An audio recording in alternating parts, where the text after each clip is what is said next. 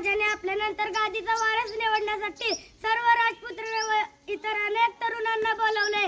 राजगुरू म्हणाले, तुमच्यापैकी आज सकाळी सर्वोत्तम न्याहारी मिळाली. येताना कोण वाहनातून आला, कोणाला सर्वोत्तम बैठक मिळाली, या 3 प्रश्नांची उत्तरे मिळतील. त्यावरून तुमची निवड केली जाईल. मग काय विचारता? अनेक राजपुत्रांनी आपापली वाहने, रथ, घोडे, पालखी सांगितली. म्हणून चविष्ट पदार्थ मिठाई सांगितली. उत्तम न्याहारी म्हणजे माझ्या आईने बनवली होती.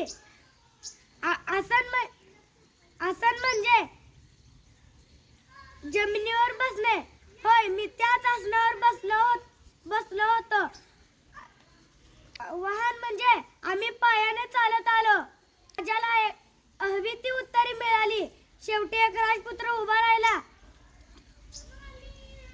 राजाला हवी ती उत्तरे मिळाली. राजा बघून खुश झाला.